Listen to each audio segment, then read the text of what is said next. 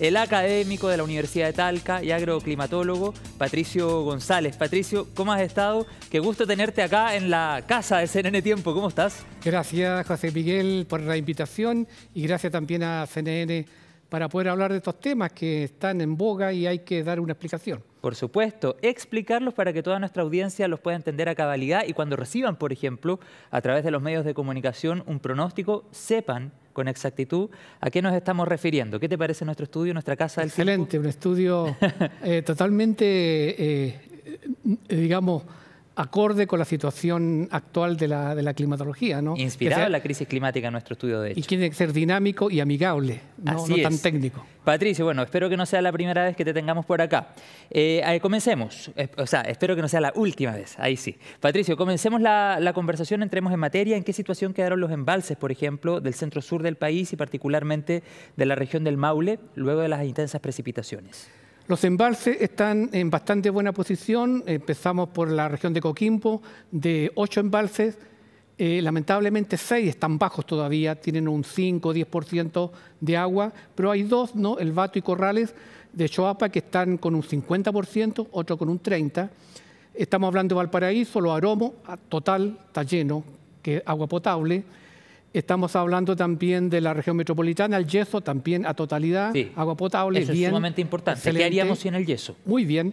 Región de O'Higgins, estamos con Convento Viejo, también ya botando agua incluso, muy bien, a 100%. La región del Maule está con un 67, casi un 70% de su embalse lleno, incluso la Laguna del Maule, que tiene 1.420 millones de metros cúbicos, están con 640, primera vez que ha estado con 300, 200 en la mega sequía, ahora está con 680, es un embalse de riego y también hidroeléctrico.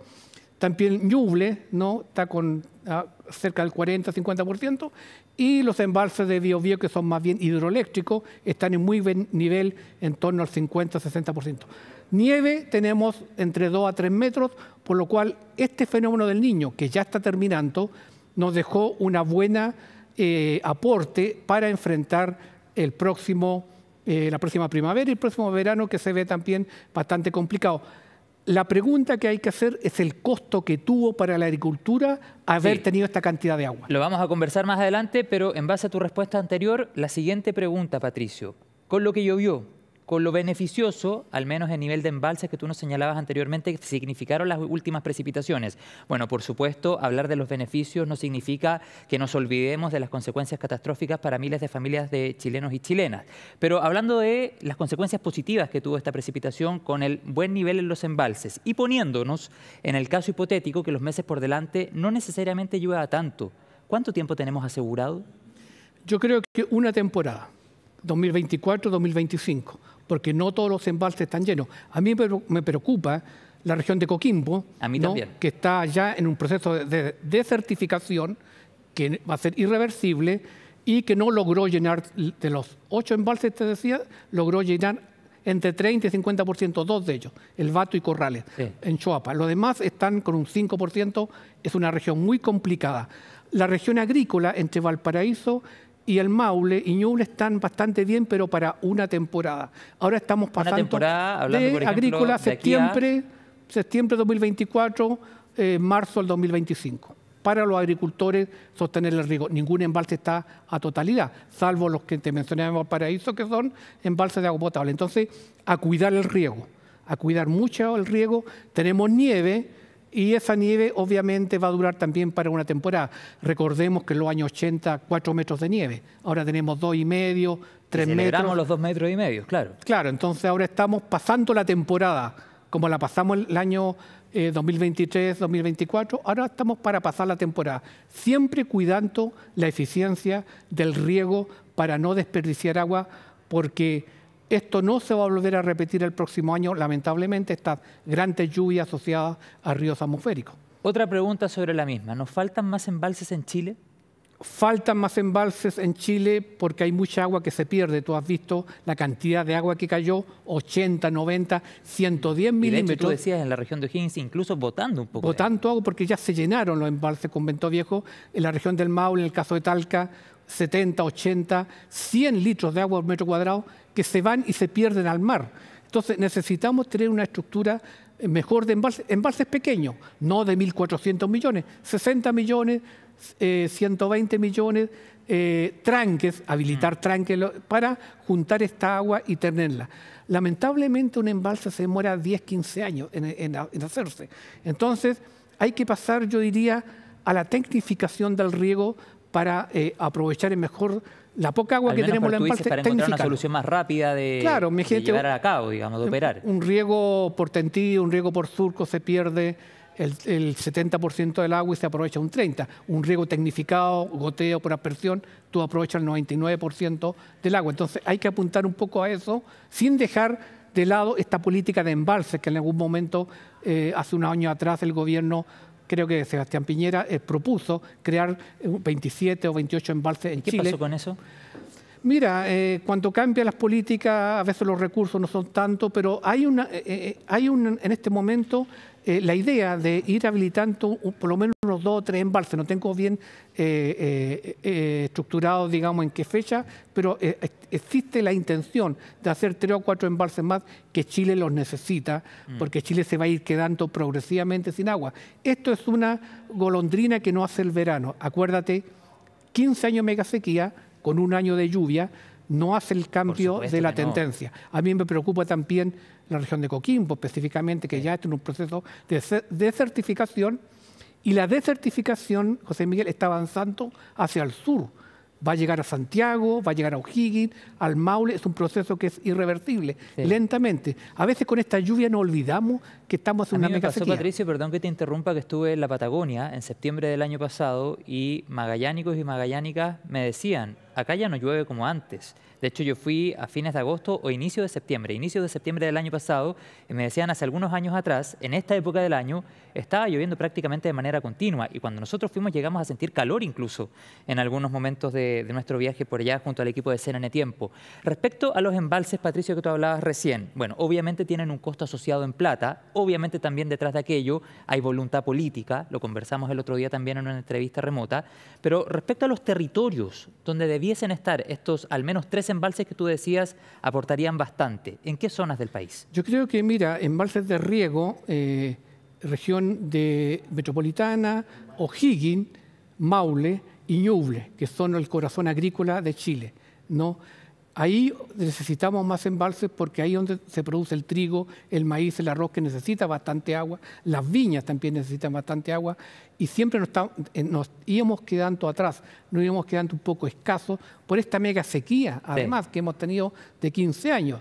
Entonces, estamos necesitando que la poca agua que corre en invierno y que va a dar al mar por los ríos, la podamos juntar en embalses pequeños. También habilitar tranques. En el siglo XX había muchos tranques en los predios que después lisa y llanamente se destruyeron. Esos tranques juntaban agua para los predios. Entonces, aquí hay que guardar esta agua que tenemos en el invierno para tener la disponibilidad y no depender tanto de las variaciones del clima. Acuérdate que el clima funciona en sentido también muy caótico, ¿no? La teoría del caos viene de un meteorólogo, Edward Lorenz, ¿no? Que dice que un evento climático hay muchas variables que están actuando y que esas variables son poco predecibles y que en algún momento el aleteo de una mariposa puede hacerlas totalmente violentas, como ocurrió con las lluvias que tuvimos en junio, y generar un desastre, como son las lluvias que tuvimos en junio, ¿no? Y que causaron bastante desastres, sobre todo en la agricultura, que hubo un desastre bastante grande de inundación de campo, pudrición de tomates, pérdida de hortalizas. Entonces, nosotros no podemos depender del clima, de este clima que se ha vuelto de alguna manera bastante violento. Tenemos que generar infraestructura para defender las ciudades, con colectores de agua lluvia, con eficiencia en el riego, con, de alguna manera, defensas fluviales en los ríos para que no haya inundación en los campos. Nos falta mucho política para avanzar en eso. Bueno, y a propósito de lo mismo, Patricio, tú hablabas de tomates, de hortalizas, necesariamente asociados a esa merma, por ejemplo, que produjeron las precipitaciones,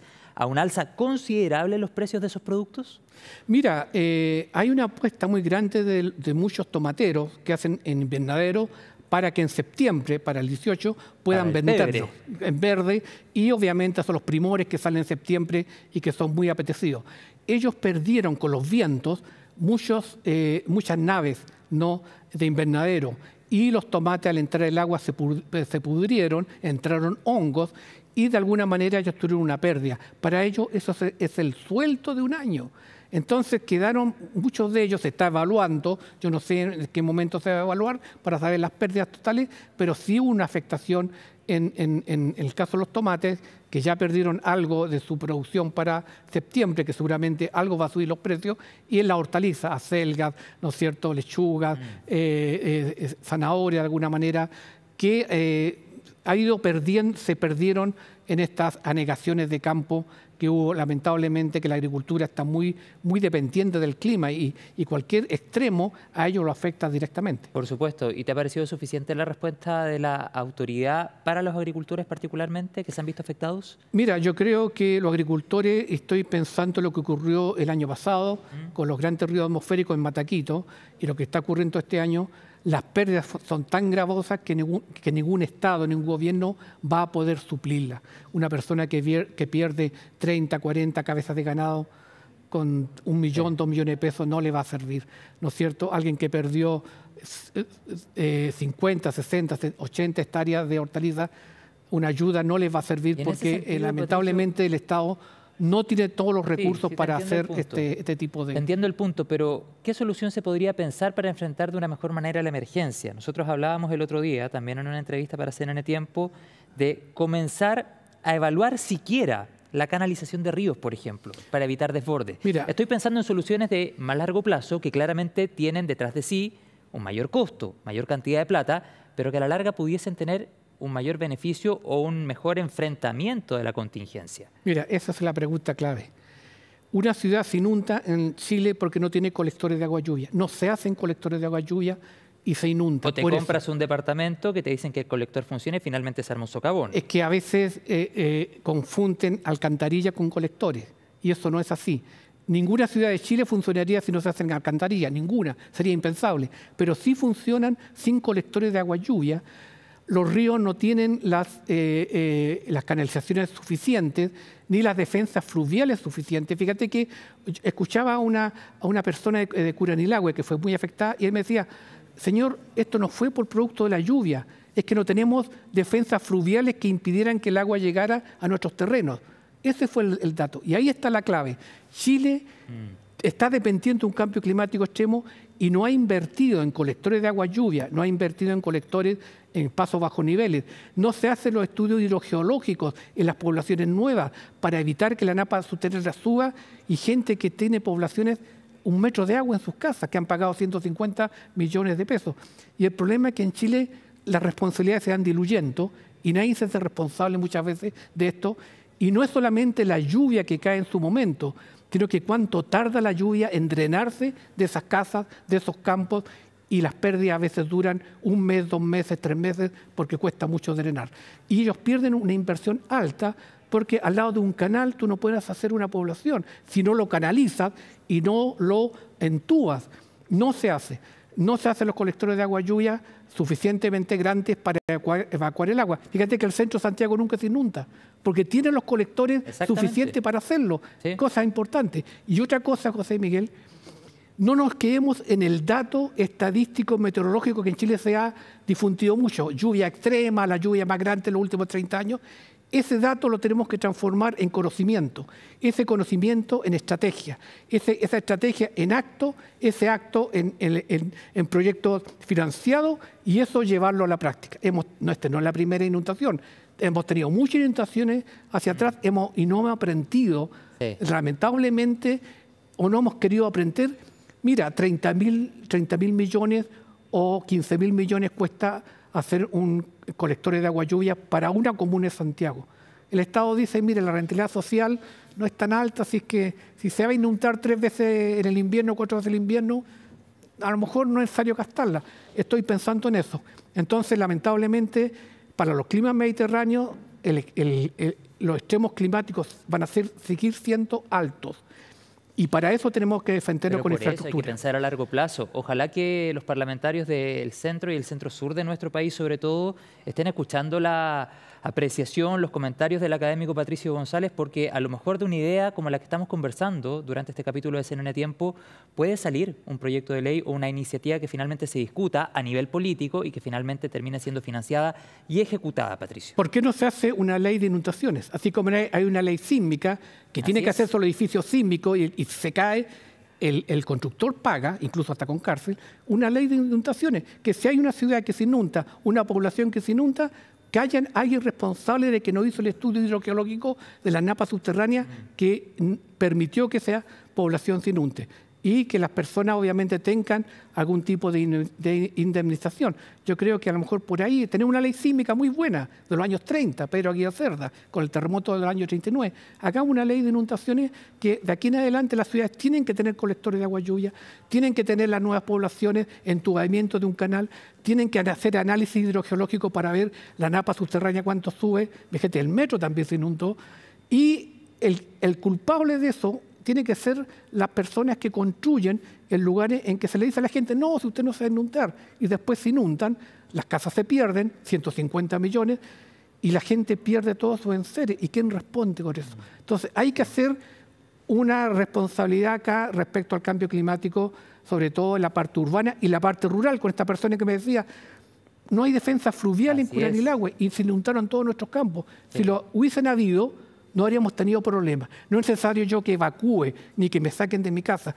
Buenas defensas fluviales, no vamos a evitar el problema 100%, pero lo podemos minimizar en un 70% y con eso que sí. Suficiente. Y en buena hora, claro. Ley de inundaciones, yo creo que a lo mejor falta eso hacerlo. Excelente reflexión, Patricio González. Ojalá los parlamentarios de la zona te estén escuchando. Para ir terminando la entrevista, profesor Patricio González, usted me decía hace algunos minutos atrás que la meteorología es un poco impredecible, hacía aquella reflexión, pero queremos algo de certeza, al menos durante esta sesión de CNN Tiempo. ¿Cuándo debiese llegar el fenómeno de la Niña y cuál sería su mayor impacto? ¿Necesariamente menos precipitación y menor temperatura? Mira, el evento de la Niña ha sido un poco reacio. Está los modelos de la Agencia para la Atmósfera y el Océano, NOAA. Empezó en junio, julio, agosto, ahora es julio, agosto, septiembre. Yo creo que va a empezar, de acuerdo a lo que hemos estudiado en el CITRA de la Universidad de Talca, nuestro Centro de Agroclimatología y Riego, podría empezar a fines de julio, agosto, el fenómeno de la Niña. Si es así, hay varios factores. Una caída pluviométrica importante en la zona central de Chile, entre Valparaíso y la Araucanía, mayor generación de heladas, mayor influencia de masas de aire polares con temperaturas de 2 o 3 grados bajo cero, que ya la hemos tenido. O sea, ahí el agro nuevamente afectado. Heladas tardías en primavera, nosotros hemos tenido heladas tardías en primavera y no solamente la intensidad de 1 o 2 grados bajo cero en primavera, sino que una extensión horaria. Empieza a las 2 de la mañana, termina a las 9. Eso es fatal para la fruticultura, porque en septiembre los frutales están en plena floración, las viñas están en puntas verdes y no soportan más allá de 10 grados. Así que si hay una recomendación de que el evento de la Niña, ya en septiembre la NOAA dice que hay un 80-90 que ya va a estar.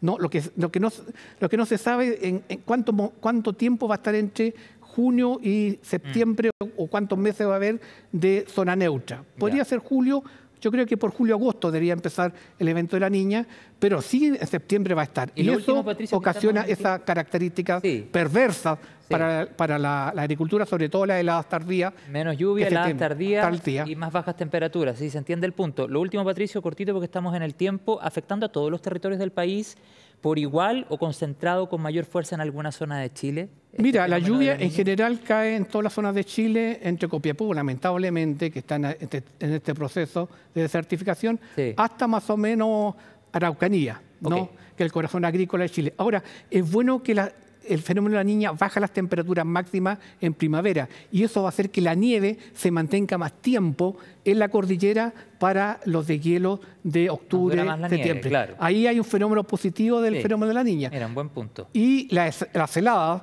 que pueden ser advectivas, o sea, masas de aire, tsunamis de masas de aire frías que pueden entrar, obviamente pueden afectar entre Santiago y la Araucanía sin ningún problema, en la zona central de Chile, o sea, la ropa abrigada nos va a acompañar bien avanzado el mes de septiembre. Mira, al menos. Bueno, agosto dice que julio-agosto es el mes más frío, así que hay que cuidarse, pero yo le temo mucho a la helada de septiembre primavera. Porque hemos visto que en todos los eventos de la Niña, en que septiembre está implicado, hay heladas tardías. Ya pues, Patricio González, académico de la Universidad de Talca, agroclimatólogo, qué gusto tenerte en el estudio, espero que no sea la última vez, espero que nos visite nuevamente para que sigamos conversando de estos temas tan importantes que además nos permiten reflexionar e interpelar a la autoridad, que yo creo que eso también es importante para que se tomen medidas de una vez por todas. Muchas gracias. Gracias, José Miguel, por la invitación y bueno, estamos dispuestos a conversar estos temas no solamente desde el punto de vista técnico, sino que también desde el punto de vista académico y crítico. Así es, que estés muy bien.